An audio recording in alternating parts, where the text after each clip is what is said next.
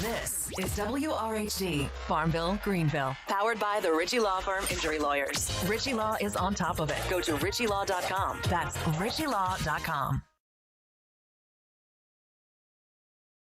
ECU. R. Do you bleed purple and gold? Are you ready to hoist the colors? Hoist the colors! It's time for the most in-depth look into the world of ECU athletics. Welcome to Hoist the Colors with your host, Stephen Igo on 94.3 The Game. Watch the show live on Facebook and at 943thegame.com. Here's Stephen Igo. Welcome in. It is Thursday, June 25th.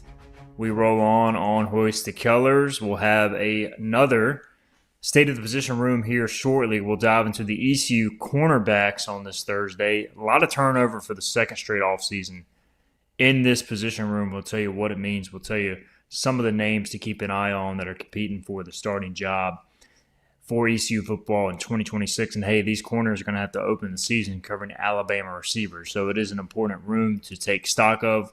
We'll have the latest on that. We'll also have our latest opponent preview. Ryan Wallen from Al's Daily covers Temple for 24/7 Sports. We'll catch up with Ryan. He's been on our show multiple times in the past. Always great insight on the Temple Owls. It feels like with Casey Keeler, maybe they have a shot at being a dark horse in the American. Entering his second year, he's a guy who's won pretty much everywhere he's been. They showed improvements last year, and we'll get into that conversation with Ryan as well. Also, huge trade in the NBA. LaMelo Ball shipped from the Charlotte Hornets in a surprise move to the Minnesota Timberwolves. A lot of picks. Naz Reid coming back to Charlotte. We'll try to decipher what this means. Charlotte finally gets some momentum as a franchise, and they trade away one of their stars, so we'll touch on that. Also talk about some Pirates in the pros. Philip Pilkington doing a great job with that, along with Dominic Kasulki. So we'll hit on that. Segments 3 and 4. USA Soccer in action tonight. Maybe some Major League Baseball as well. So a lot to get to on this Thursday. The comments sections are open. YouTube, Facebook, X. You guys know the deal. Drop a comment in the chat. We'll get to it throughout the show. I think tomorrow with Bobby Harward, we're going to try and decide if we had to purchase a jersey of any current ECU player, who would we choose? And so get ready for that discussion tomorrow, and we'll try and have some fun with that. All right, Philip Pilkington, he's back in the 94.3 The Game studios. Intern Kayleen hanging out as well. What's up, Philip? How's it going, Steven? Can you guess what shirt I'm wearing? I represent a pro. My mic's kind of in the way. Release the Kraken. Look at that. So are you full-on Seattle Kraken fan now? So full disclosure, I was going through my clothes T-shirt drawer today. I was like, I haven't worn this in a while. And this was a shirt I bought before the Kraken franchise even made its actual officially licensed merchandise available. So this was like it's like a legit shirt. It costs like $40 and it's like real material and it's held up well over time, clearly. It probably helps I haven't worn it, but I was like, I need to break it out. And it's a real logo, so it's somewhat legit.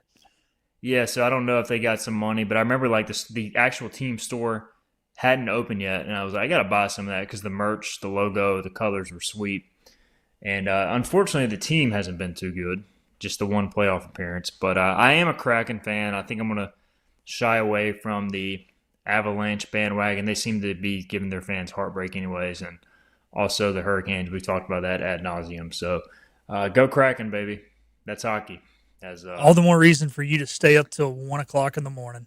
Yeah. Hey, it's a time of peace in my household. Everybody's asleep except for me, so that's when I get to collect my thoughts and have some fun with some sports. All right, Hunter Corbett's in the chat. He says the streets of Charlotte just got a little bit safer, so that's his take on the LaMelo Ball trade, I suppose. Stay tuned. We may have a Philip Pilkington rant scheduled for segment 3, so stay tuned for that. Hey, let's get into it, man. Let's get into this ECU cornerback discussion. That way we got plenty of time for Ryan. And this is another position that I don't really know what to expect. I feel like overall the Pirates feel, after spring ball, better about the depth and talent of the unit. Talking to Teron Williams, who's coaching the corners, talking to Blake Harrell, obviously head coach, Jordan Hankins, defensive coordinator. This is a room they feel good about the talent. This is a room they feel pretty good about the experience. There's a decent amount of guys who have played football here, but I would say overall this is an unknown. This may be one of the biggest unknowns of ECU's defense. Now, I think the ceiling's higher. Before we dive into some of the specific names here, it's just also I don't really know what the floor is going in. I just don't know what to expect from some of these guys. So we'll kind of go name by name, and then we'll have a big picture discussion on the ECU corners. Obviously, you lose most of your production from last season. Tymier Brown graduates. You had Rashid Reason start half the season, former ODU transfer. He injures his leg. He's done with eligibility. Jordy Lowry stepped in. He was okay. He had his moments. He transfers, surprisingly, up to Florida in a bit of a shocking development this offseason. You also lost some other guys like Key Crowell and some other names who have played some football. And they brought in 3 transfers with pretty good experience. Ashton Levels Mitchell from Florida International, former JUCO recruit, played a decent amount there, graded out pretty well, finished the year up and down, but enrolled this spring. And I would say probably the standout of the unit, just watching practice and talking to people around the program. Ashton Levels, really good length, 6'1", great speed, in and out of his breaks really well. Just a guy who profiles as a potential cover cornerback, and obviously a guy who plays can succeed in zone, as ECU is often to play at cornerback and in the secondary. A lot of cover 3 this defense will show you.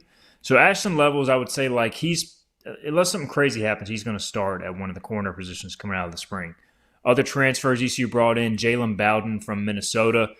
He was an all-conference caliber player at North Carolina Central, posted like an 80 PFF grade in 2024.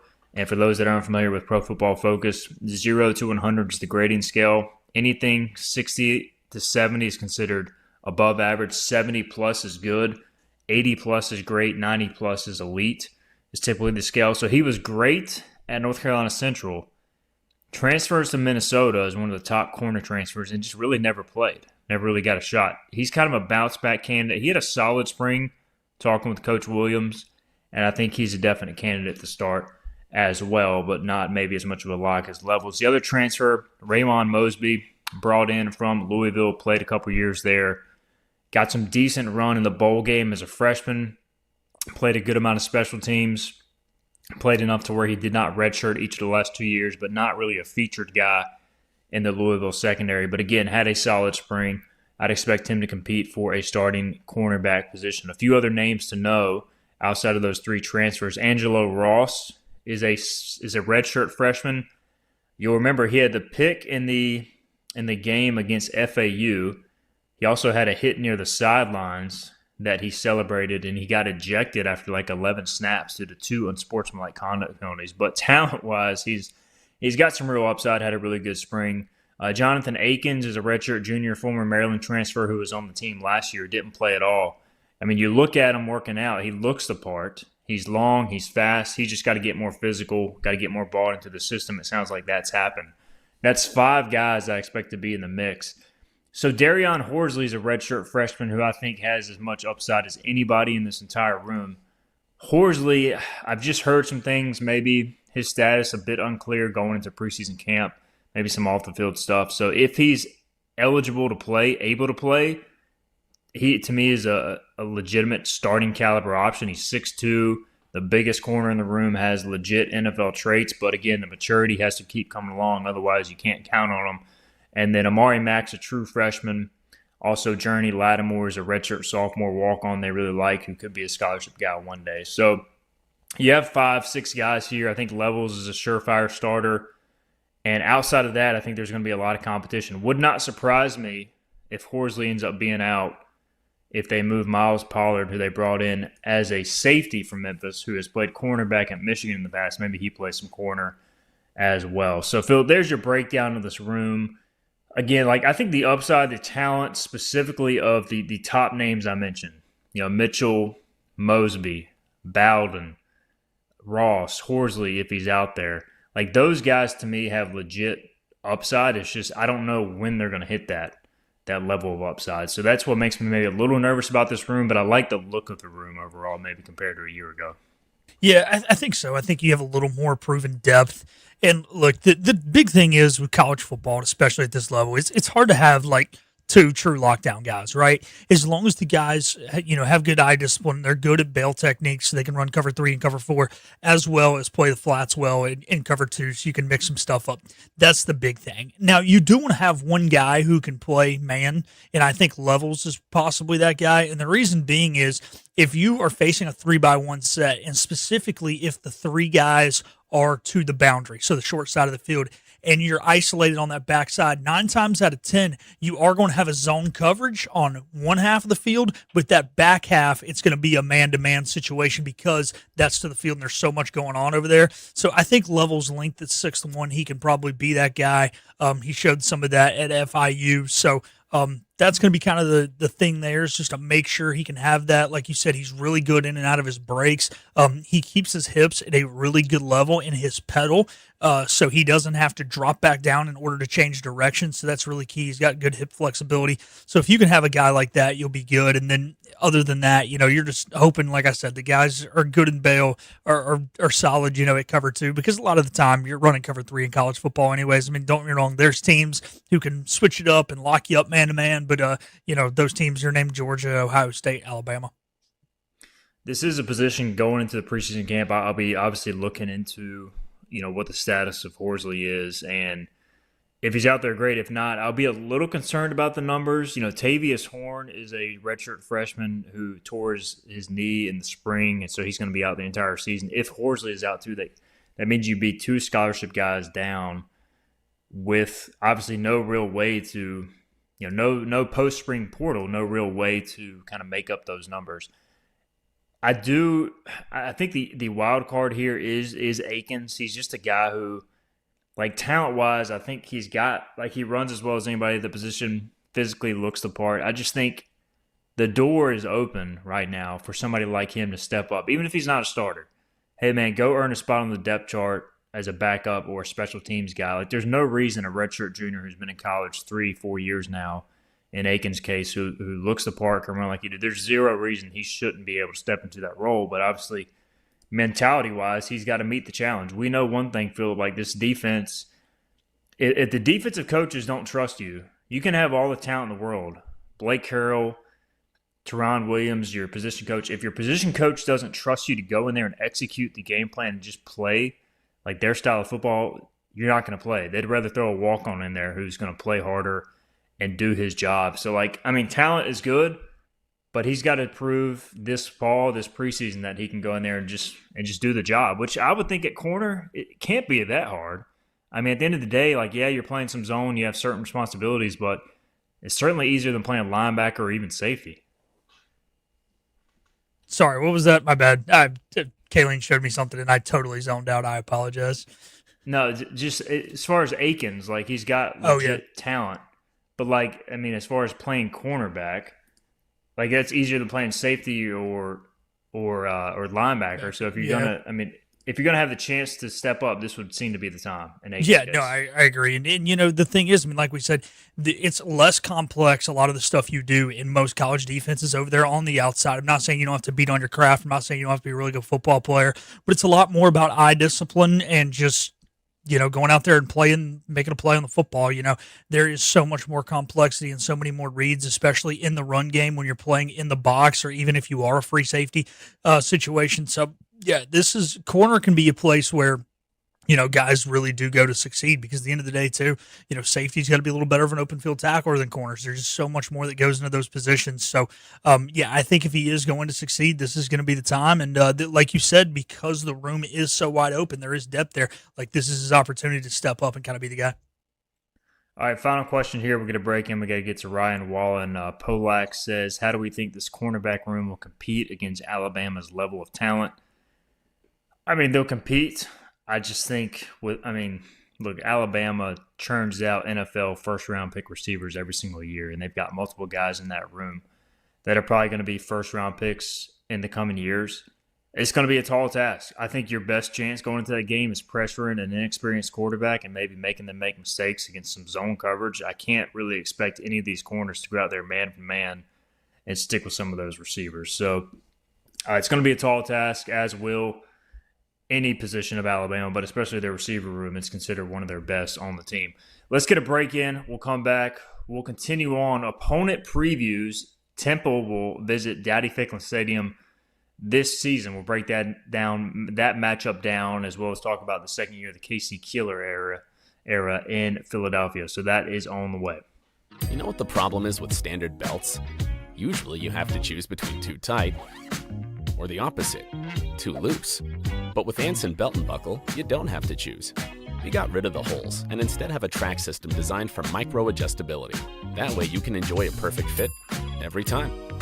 Anson Belt and Buckle. Find your perfect fit today.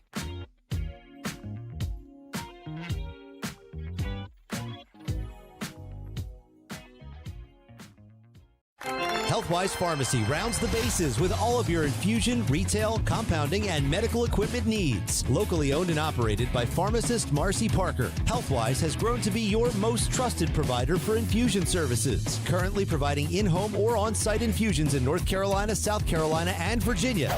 Visit Healthwise Pharmacy at 615B South Memorial Drive or call 252-295-0059 to speak to a patient service representative to find the option that best suits your needs. The best burgers around. Everyone loves a thick, juicy, and fresh burger. Tiebreakers does real burgers better than anybody. And don't forget about the cheese sticks, fresh salads, and more. So don't just go to any burger-themed restaurant chain. It's time to break the chain and eat local. Tiebreakers, burgers and sports at its best. Go Pirates! Arg! In this age of globalization, we've learned that bigger isn't always better. Ever tried to get phone help from a big corporation from a real person? Right. That's what's so nice about Phelps Chevrolet.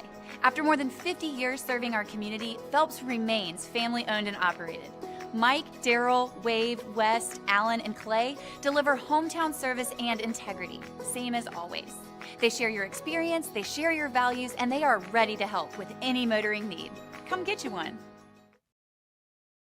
Daughtridge Gas and Oil has been your dependable propane supplier for 95 years. Their trained technicians can service and properly install all your propane and natural gas appliances. Plus, Daughtridge Gas and Oil is your backyard expert with fire pits, grills, smokers, and more, including quality outdoor furniture at their Greenville Patio and Hearth Shop at 1901 Charles Boulevard. Go by and see the knowledgeable staff at Daughtridge Gas and Oil for propane delivery or call 756-1345.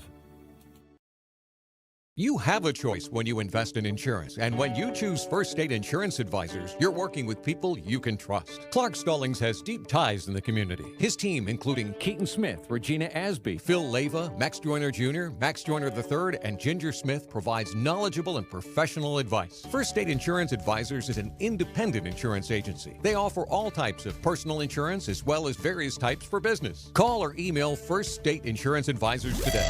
Every ECU fan's one stop for all things ECU athletics. This is Hoist the Colors with Stephen Igo on 94.3 The Game. Second segment here, Hoist the Colors. It'll be Halloween night, October 31st, 2026, when Temple visits East Carolina. Of course, we don't know the kickoff time yet, but that'll be the matchup we roll on our opponent previews.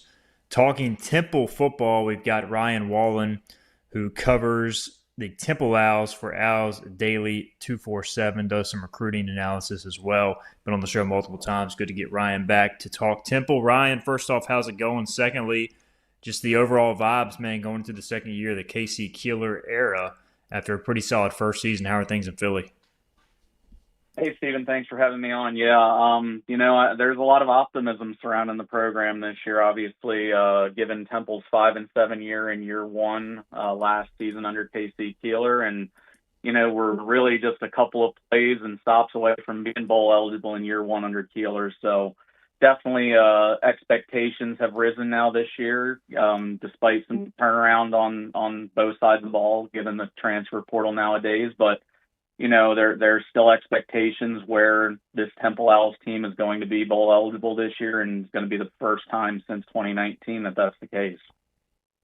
Yeah, 5 wins last year, and I remember going to Philly Ryan to cover the ECU game, and they were sitting on that 5-win mark. And we were talking in the box. It was like, man, they just hopefully need to find a way to get one more. Unfortunately, they didn't. They also closed with ECU at Army, Tulane at home, at North Texas. So they had a pretty brutal stretch. And like, how much is the motivation just getting back to a bowl this offseason? Of course, I'm sure Keeler has higher aspirations long term, but is that kind of maybe some of the rallying cry maybe for this group? Yeah, absolutely. And, even guys after that last game last year were saying, how disappointed that they were that they didn't get to send those seniors off with a trip to a bowl game, because that was something, that they had set as a goal prior to the season, that they were going to try to turn that around for those seniors, because they had been through so much and the hardships of the program, and been through several coaching changes with Rod Carey and then Stan Drayton, and obviously Keeler taking over. So it was definitely a sombering moment and a humbling moment for the team, especially like you mentioned, they were sitting at 5-3, and they ended up just having, a really tough draw down the stretch where they had to face four of the tougher teams in the league, and unfortunately they just couldn't get the job done in any of those games. So, obviously this year is going to be a thing that those juniors, now seniors, are going to remember, and they want to be now the team that finally pushes Temple into the postseason push and, maybe be competing for a conference championship this year. There are some key returners on offense specifically, and perhaps the both sides of the ball, but we always talk about the quarterback situation, Ryan. Everybody wants to know, what the rest of the American looks like as far as quarterback situations. So is there a competition there? Is there a starter that has been named? How is that going? Yeah, in spring ball, if you were to ask me this a couple months ago, I would have said, yeah, it was definitely a two-man race between a pair of transfers that Temple brought in, obviously having to replace Evan Simon from a season ago. Penn State transfer Jackson Smolik and a Johnny Shepard, who transferred in from Washington State, both guys that really had thrown their hat into the mix and both looked really solid throughout spring ball. But as the spring progressed, it sort of seemed like Smolik kind of edged himself ahead a little bit, especially with his game or performance in the spring game. He threw for nearly 250 yards and 3 touchdowns in the spring game. So I would say if I were a betting man right now, Smolik probably has the edge heading into fall camp. But, anything can happen come fall, especially injuries. So right now, I would say definitely Smolik's the guy that has a little bit of the nod. He's a guy that has a little bit more mobility than Simon is, but he's a guy that I think is very similar to Evan Simon in that his priority is going to be to protect the football. And that's what Simon did an excellent job of last year and really kept Temple in a lot of games was, he protected the football. He only had 2 interceptions all year to 25 touchdowns. So that's going to be something that need to, again, emphasize heading into 2026. They do bring back JoJo Bermudez and Peter Clark. And, I know Clark's getting some NFL buzz at the tight end position, Bermudez a receiver, a couple offensive linemen as well. So, it seems like they would have a pretty good supporting cast for the new quarterback. And just how big was it to keep Clark home? Because I'm sure, everybody's trying to get these guys in the portal these days, Ryan. So how big was that? Yeah, absolutely. And you mentioned, the offensive weapons that are going to be there to surround Smolik, and that's going to be, obviously great for a guy who doesn't have a whole lot of experience playing college football, was kind of buried on the depth chart at Penn State, being their third string quarterback. Just having those guys, and especially, you mentioned a 6'7" tight end from London who's just a bad human being in terms of how plays the game and how physical he is on the football field. That's going to be something that's really going to hopefully settle Smolik into the position. You mentioned JoJo Bermudez, a veteran receiver in the slot who's been reliable and can be a big playmaker, can go off at any second. Having Colin Chase back, another big target in the receiving game for Temple, that's going to be another one to look at. And you mentioned especially the supporting cast up front. Temple returns 4 of its 5 starting offensive linemen from last year. They definitely had offers to leave the program, especially given how not deep the portal is in terms of linemen, and that's where you really win the portal game is in those trenches. So just keeping 4 of those 5 guys and bringing those guys back for their upper years at Temple is going to be great. And then you have a fifth offensive lineman in Luke Watson, who's played for Temple quite a bit, but has dealt with injuries over the past couple years. But looks like he's going to slot right back into a starting role now this year. So really, you have 5 veteran guys on the O-line that are going to be playing football for Temple, barring any injuries. And that's going to be something that also will hopefully lead to a lot of success for the Owls in 2026. President Ryan Wallen, who covers Temple for Owls daily on the 24/7 Sports Network. Opponent preview: Temple will be at ECU on Halloween. So defensively, Ryan, what is the outlook there? How many returners do they bring back? And then any key transfer additions?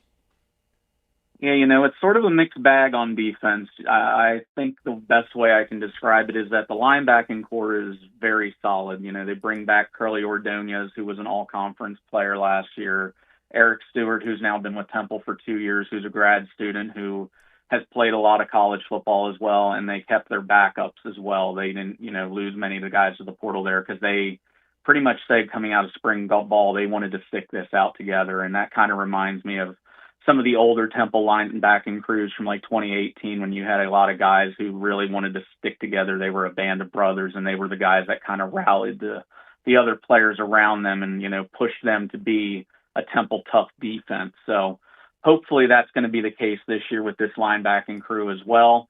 Up front, it's sort of a mixed bag. You got some guys who transferred out or graduated. You lose a lot of your pass rush in Cameron Stewart and Sekou Chroma, both who've graduated. And now you really don't have a whole lot up front other than guys that were backups. So you have Joseph Ozen, who's going to be kind of your nose tackle there. He is the veteran guy of the group. And then you have an unproven edge in Cameron Jones, who is really going to have to step up and be that kind of pass rushing type player that the Owls desperately need to, pressure opposing quarterbacks.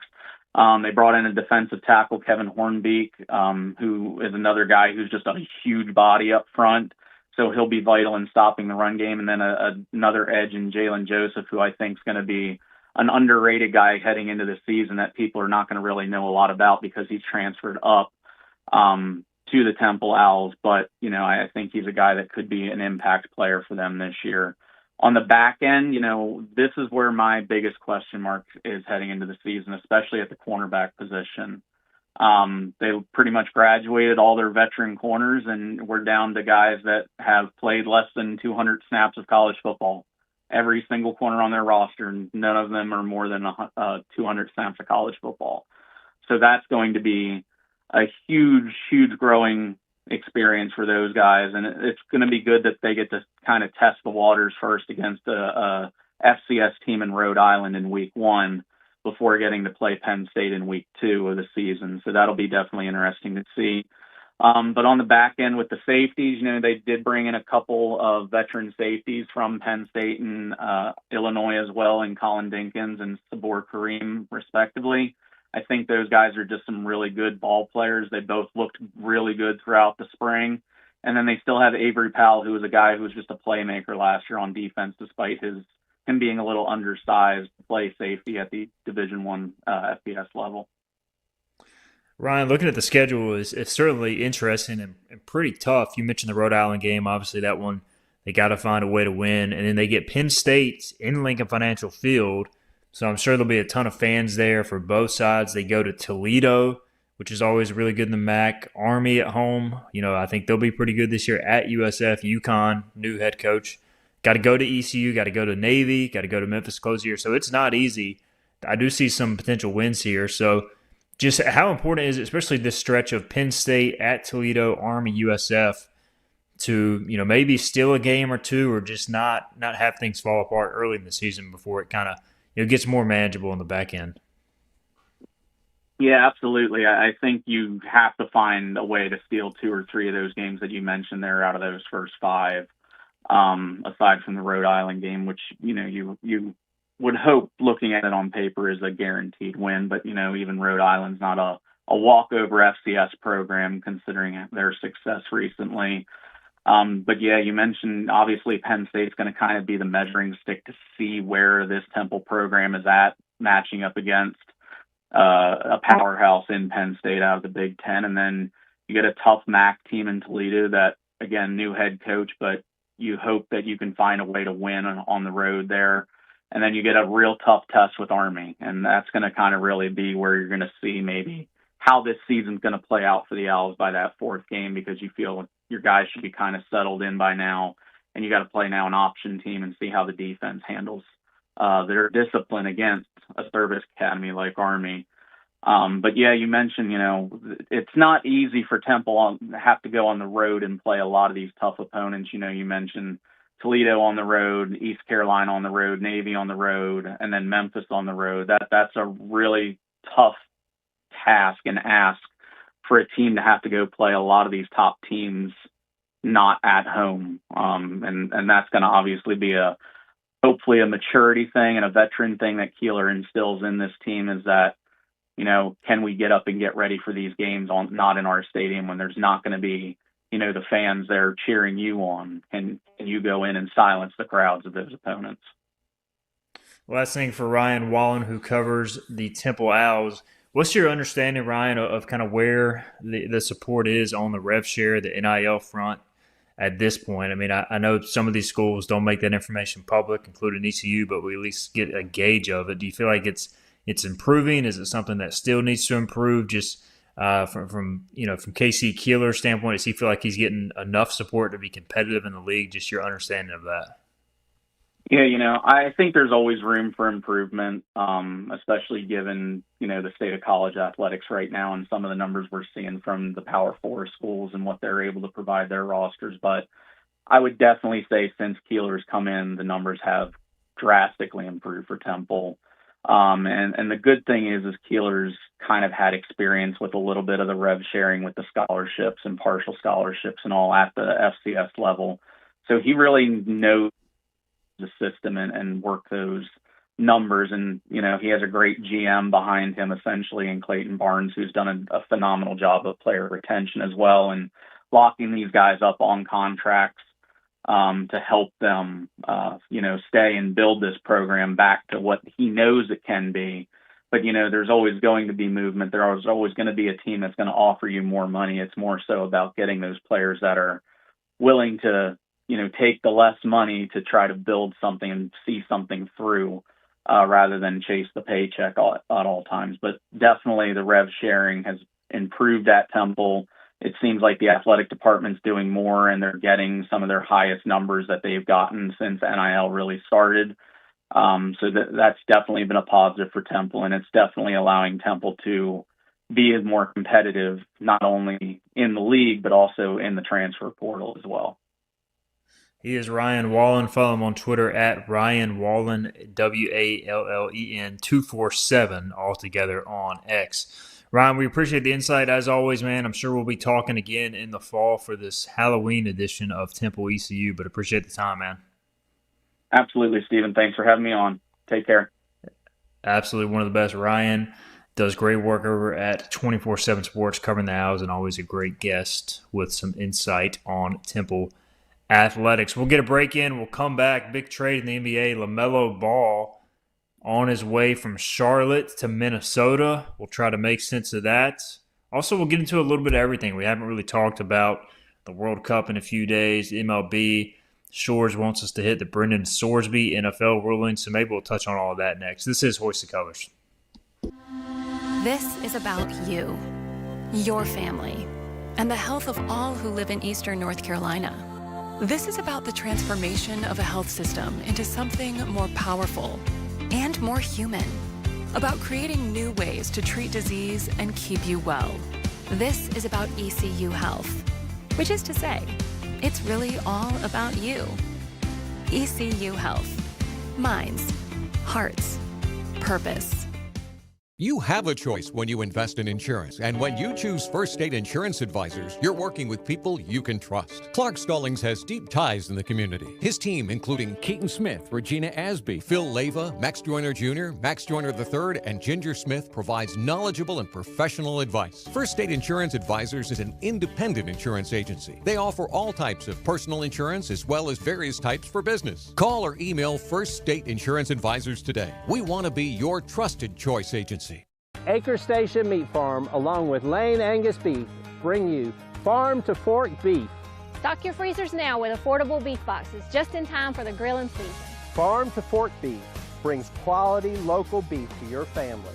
From your traditional butcher shop, Acre Station Meat Farm. Come on down to Acre Station Meat Farm and find out why we're #1 in fresh cuts and friendly service. Acre Station Meat Farm, Highway 32 North, Pinetown. In Eastern North Carolina, people appreciate things that are straightforward, honest, and dependable. For decades, our team has focused on cutting through insurance complexity for the communities we serve. And now, we're bringing that same mindset to our name. We're Flatlands Insurance Group, a simpler name that reflects the same local team, the same values, and the same commitment to the great communities we feel blessed to be a part of. Flatlands Insurance Group, your whole world is covered.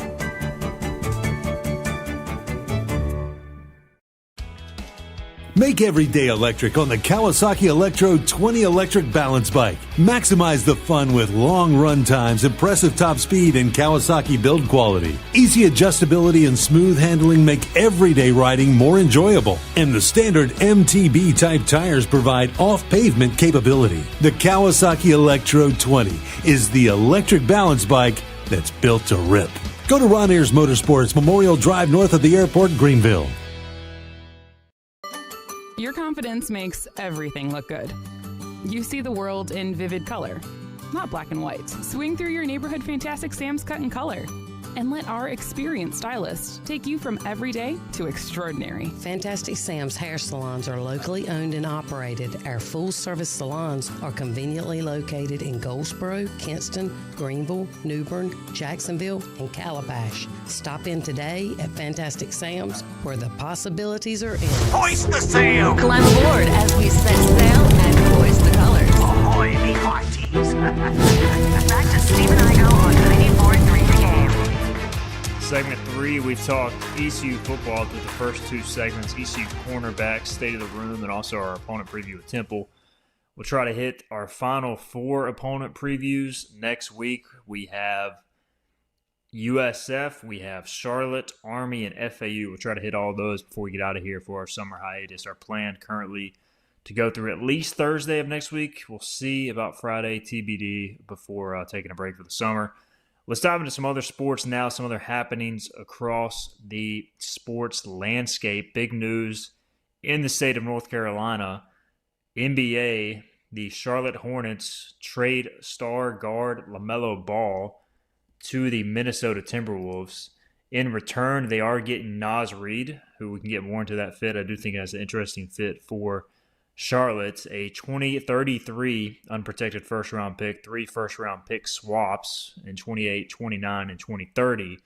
In terms of Charlotte, we'll be able to pick whatever the highest pick is between Minnesota and Charlotte for those 3 years in the first round, and then 3 second-round picks. So a huge return, but Charlotte is giving away one of its stars in LaMelo Ball, one of the best players on the current team. He will join Ant Edwards in Minnesota to form quite a 1-2 punch there in the backcourt. So Philip Pilkington, I have gotten more into the NBA in recent years. It started with obviously going to a Nuggets and Hornets game, one that LaMelo Ball didn't play in because he's injured, which is typically the case, unlike this past year for the most part. But these NBA trades, they always confuse me. I'm not as keen on the league as I am MLB, NFL, and in college sports. So please explain why the Charlotte Hornets made this move. Steven, they made it because they're morons. You need a superstar to win in the NBA, and they just traded their guy away. It makes no sense. Now, they're getting an overhaul of picks. They're not going to be crap draft picks. They're not going to be picking 5 or 8 in the first round. You can't get a superstar in the NBA late first round. And for the foreseeable future, the Minnesota Timberwolves will be drafting late. They're going to make the playoffs. They're going to be a contender. You might end up with a 30th pick. They might win a title. What does that do for you? You're not going to replace LaMelo Ball with the 30th pick in the draft. And these pick swaps, guess what? The swaps probably aren't going to happen. You know why the swaps aren't going to happen? Because the Hornets are already going to be drafting ahead of the T-Wolves. The Hornets are not going to be as good as them. How are they going to make the playoffs? How are they going to go on a run? How are they going to be better than the T-Wolves where they can benefit from a pick swap? They're not. They're not going to have a superstar that can help them win. And the T-Wolves are going to be NBA title contenders for the next decade. I don't know. I don't know what they were thinking. It's a joke of a franchise. It always has been. It always will be. So how much of this is just reading some of the analysis? Obviously, Charlotte trying to sell high on LaMelo Ball, and you can argue, for the reasons you argued, which are valid about the pick swaps, did they get enough of a return? I do like Naz Reid as a fit for now, but how much longer is he going to be playing at a high level versus LaMelo, who's only 24 years old, has a lot of good ball. But also, he's only played more than 70 games twice in 6 seasons, and one of those was this year. It was the first time since the 21-22 season when he was an All-Star that he's played more than 70 games, Philip. So how much of this is just simply Charlotte being like, this guy can't stay healthy. Oh, we finally got a healthy season out of him.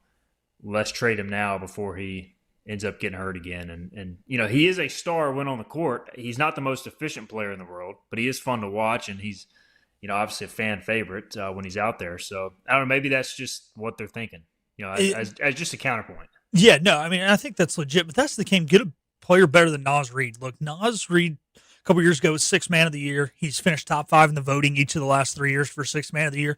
He's a really solid piece. He's the kind of guy who, when you've already got a few superstars, can really be, hey, man, we've got a liability somewhere. How do we fix that? Oh, we go get Naz Reid. Like, this guy's going to rebound well. This guy's going to, be a solid piece. But he can't be the guy that you flip for LaMelo Ball.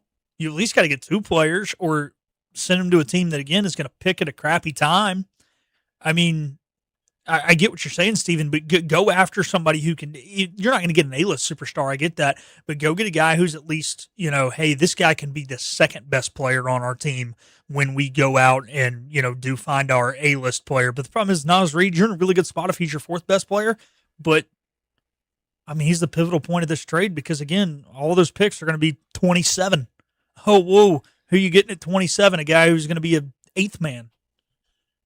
Yeah, I mean, that's the thing is I feel like with the T-Wolves, I was texting about this with Casey and Romeli earlier. I mean, it feels like it'll be so boom or bust just given the – like I could see them winning a championship or I could just see it going horribly wrong depending on the health of Melo and like just the attitude of Ant Edwards and LaMelo Ball. Like imagine them together. I feel like if things go haywire, it could go really bad.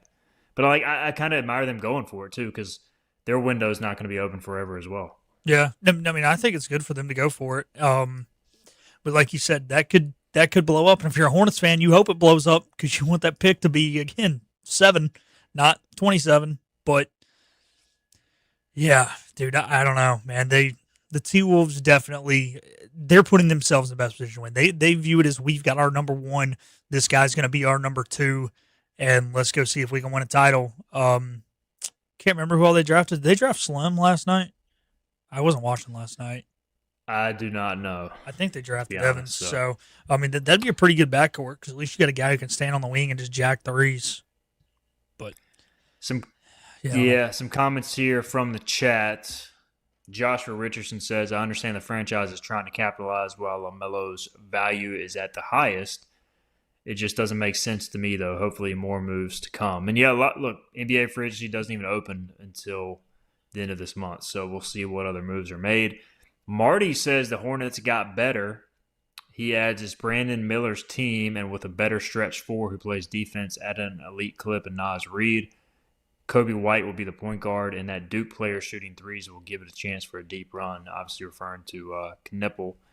And he says T-Wolves just became a professional AAU team. The first time Melo shoots from the logo, the team will implode. Yeah, good luck to their coach. I will say that. That is going to be – but, like, the T-Wolves, they just have a certain – I will say this. The T-Wolves have a certain attitude about them, like toughness, physicality, and swapping Naz Reid for LaMelo. I just – like, Reid is one of those players that just always gave the Nuggets fits because obviously he was a stretch 4, but he was physical, played great defense. Like, I don't know. Is LaMelo going to fit that mindset? given some of the issues he's had in the past. I don't know. Yeah, this, like you said, this could be a blow up, and to the point, I can't remember who it was that made it like he'll play good with Brandon Miller or not. Like with that, and then the Kobe White edition, they just gave him 3 years, $74 million right before we came on air. Like the team is complete. You have a complete team, but you don't have a superstar that is good. Like the NBA, you need a superstar. Like they've got a really good, solid team, and this looks like a team who could be, in the play-in games every year kind of deal. Like they're complete, but who's going to be the guy who's like, yeah, man, we need a bucket in Game 7 of the second round to go to the conference finals? Who's it going to be? Or not, maybe not a bucket because you got some guys who can get you one. But, okay, we're down 6 in Game 7 of the conference finals with 4 minutes left. Who's going to take over? Like, you don't have a player like that right now. It is interesting. The Hornets get a bunch of momentum, LaMelo being a big part of that, and then trade him away. And in some ways, it feels like obviously a step back, which is why it's a criticized move. But, maybe it ends up being a move with foresight. I don't know. It's interesting. The NBA, man, it's crazy. And some of these trades make little sense on the surface, so you kind of have to dive in and really analyze it. How about while we're talking NBA, we'll get a break in a minute, come back and talk World Cup. What about your Celtics and Jaylen Brown? Is he going to be a Celtic next year? It just feels like there's too much smoke out there for him not to get traded at this point. Yeah, unfortunately, so it hasn't felt like his head has really been in it this past year. It seems like he wants to be the number one. He doesn't like kind of taking that backseat to Tatum. And on top of that, now that he heard, hey, we offered you up in a package for another superstar, I don't think he wants anything to do with Boston. I think he's gone. I hate it. I think him and Tatum are a great 1-2 punch. I think they stand a chance. I think the window is still wide open, and I think the window is lengthy to continue to win more titles. Unfortunately, you can't force a guy to do something he doesn't want to do. So I think they're shopping him, and because of that, I don't think they're going to get great value for the trade. I mean, they're going to get something solid. He's a good player, but, teams know that his head's out of it and that he wants to be gone, and therefore they can kind of undersell you a little bit. He also has 3 years remaining on a 5-year, $285 million extension he signed in 2023. And, like, in the NBA, if you're trying to move a contract that big, with this CBA, like, it's got to be the exact right match. And there's a lot of moving parts with that. So that kind of limits his value potentially as well, as opposed to what it should be, just in terms of how good of a player he is. All right, let's get a break in. We'll come back. We will talk some World Cup. USA in action tonight against Turkey. We'll break that down and talk about, should we even watch this? A 10 o'clock Eastern start. The game really doesn't mean much. Also maybe hit some MLB as Phillips Red Sox, they win a series from the Mariners and they lose a series to the Rockies. So we'll discuss that as well. This is Hoist the Colors. The power of savings is yours at Greenville Toyota with powerful deals on our huge selection of new Toyotas, like a Camry, $229 a month, or the all-new RAV4, $279. Don't miss the power of savings at Greenville Toyota. In Eastern North Carolina, hard work matters, and it always has. At Flatlands Insurance Group, we've been showing up for our neighbors since 1963, helping families and business owners navigate change, weather tough seasons, and keep moving forward. Decades later, our purpose hasn't changed: to help protect what you've poured your time and energy to, from your home to your health to whatever comes next. Flatlands Insurance Group, your whole world covered. Need cash for a vacation? National Finance Company is here to help. For over 50 years, National Finance Company has been the small loan specialist with loans from $1,000 to $5,000 with low payments to meet your budget. We're in the business of getting you the cash you need today. Apply online for a loan at one of our convenient branch offices and get your money as fast as today. It's easy. Get the vacation cash you need. For extra cash, visit nfcmoney.com.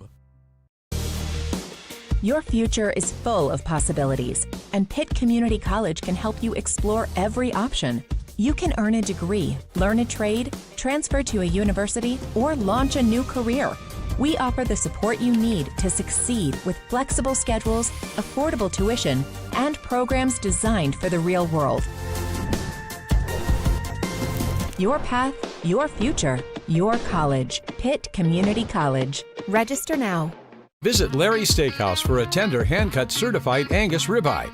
Other entrees include perfectly seasoned pork chops, chicken, or seafood favorites like shrimp, tuna, and salmon. Complement your meal with Larry's fresh 20-plus item salad bar, or enjoy it as an all-you-can-eat entree. Daily rotating favorites include meatloaf, chicken pastry, hamburger steak, spaghetti, pork chops, and more, all complemented with your favorite country sides. Whether it's for lunch, dinner, or our Sunday brunch, remember to support and eat local. Larry's Steakhouse. A hunting and fishing event of the summer comes to the Greenville Convention Center, July 11th and 12th, bringing together the best hunting and fishing vendors, outfitters, and fishing experts, all under one roof. Special free events, including a mountain trout pond, indoor archery range, offshore fishing experience, interactive duck blind, and free seminars. Don't miss it. The Mid-Atlantic Hunting and Fishing Expo is July 11th and 12th. With new Toyota trucks from $259 a month, you've got the power of savings at Greenville Toyota. Drive Tacoma's $259 a month or Tundra's only $399 a month at Greenville Toyota, where our volume saves you money. Like all pirates, Stephen Igo is loyal and bold. He may also have a touch of scurvy. Back to Hoist the Colors on 94.3 The Game. Welcome back in. Final segment here. Hoist the Colors. We talked ECU football, cornerback room, state of the room. We've talked ECU football opponent preview, Temple Owls. That'll be a Halloween kickoff inside Dowdy-Ficklin Stadium. We talked some NBA last segment. We'll keep it going here with some other current events. Do want to get to a question. Shores in the chat says, Igo, sorry if this has been asked before, but are y'all at Hoist the Colors not allowed to take super chats / donations? I went to try it the other day, but no dice. Yeah, on our 94.3 The Game channel, we don't have super chat set up yet. That may be something that I try to get set up with the guys at the studio this summer. On our Hoist the Colors YouTube channel, where we do the Bucks on the Pond podcast, that is an option. So we'll just try to see if we can set that up. But we obviously appreciate any support, including you just watching Shores. So give us a like on YouTube. We're almost at 2,000 subscribers. We launched this channel when Hoist the Colors came over a couple years ago. So we continue to do more on social media with our interns, doing great work there, and also just trying to grow our social channels as well as provide great content on the air. All right, USA in action tonight, one of 6 World Cup games. Group play is wrapping up. If you haven't been following, USA already advancing to the knockout stage. That is clinched. Turkey already eliminated from the knockout stage. So really nothing to play for here outside of pride. And so I'm a little torn, Philip, on to even watch this game. Starts at 10 o'clock in SoFi Stadium in California. 7 o'clock local time, but 10 o'clock Eastern time. I would expect U.S. to rest most of its best players heading to the knockout stage, but also you are playing a match on your home soil. You would think Turkey has something to play for. Like, do they really want to go 0-3 in the World Cup?